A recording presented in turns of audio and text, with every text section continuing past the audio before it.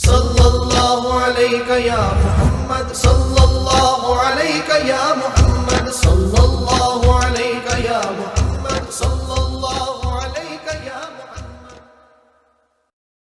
اب ان دھڑکنوں کا کیا کام ہے؟ وہ خون کو آگے بھیجتی ہیں، نس نس میں پہنچاتی ہیں، پھر خون دل میں آتا ہے، پھر وہ اس کو نس نس میں پہنچاتی ہیں۔ اب ان دھڑکنوں کے ساتھ اللہ اللہ مل گیا، اب وہ اللہ اللہ اس دھڑکن کے ذریعے نس نس میں چلا گیا، پورے خون میں چلا گیا۔ اللہ اللہ کو نس نس میں پہنچانے کا اور کوئی طریقہ نہیں ہے۔ جب نس نس میں چلا جاتا ہے اس وقت شاہ ولی اللہ فرماتے ہیں تو ایک دفعہ اللہ کرے گا تجھے 3.5 کروڑ اللہ اللہ کرنے کا ثواب ملے گا۔ سبحان اللہ، سبحان اللہ۔ فرماتے ہیں کیسے ملے گا؟ کہ تیرے اندر 3.5 کروڑ نسیں ہیں، دل نے ایک دفعہ اللہ کری 3.5 کروڑ نسیں گونج اٹھے۔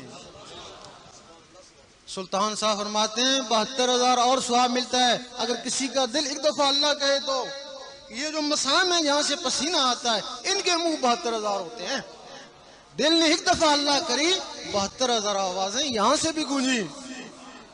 پھر علامہ اقبال نے فرمایا پھر خدا بندے سے خود پوچھے بتا تیری رضا۔ سبحان اللہ، سبحان اللہ۔ بتایا کہ خودی کو کر بلند اتنا، اور خودی کا مطلب سمجھایا، خودی کا سرے نہاں لا الہ الا اللہ۔ تو لا الہ الا اللہ کا اتنا ذکر کر کہ لوگ کہیں پاگل ہو گیا اور منافق کہیں ریاکار ہے۔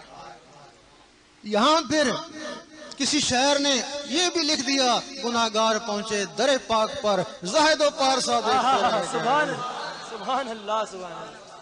بھائی زاہد و پارسا کے لیے تو علماء ہیں، گناہگاروں کو تو مسجد میں نہیں آنے دیتے۔ پھر گناہگاروں کا بھی اللہ تعالیٰ نے کوئی اسباب بنانا ہے نا۔ اب ایک آدمی شراب پیتا اس کو نماز نہیں پڑھنے دیتے، نہیں پڑھنے دیتے، تو پھر وہ کیا کریں؟ اب زہد و پارسا کیسے دیکھتے رہ گئے اور گناہگار کیسے پہنچ گئے؟ سبحان اللہ۔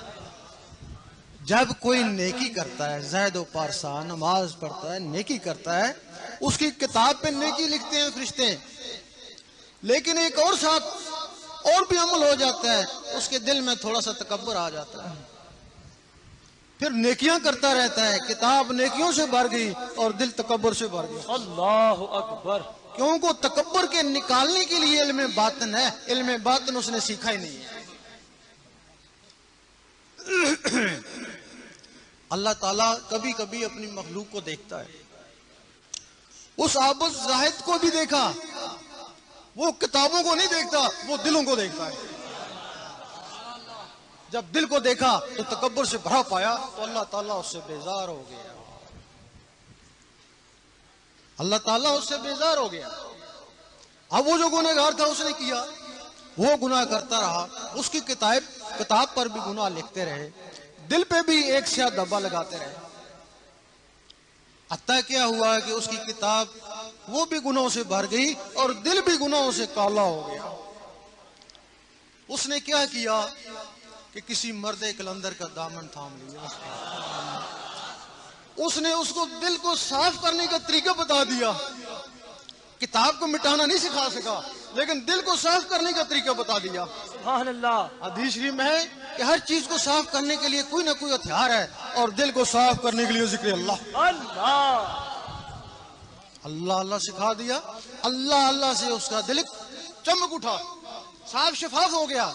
اللہ تعالیٰ نے پھر اس کو بھی دیکھا، جب اس کو دیکھا تو اللہ تعالیٰ اس پہ مہربان ہو گیا اور اس کی کتاب لکھی کی لکھی رہ گئی۔ سبحان اللہ۔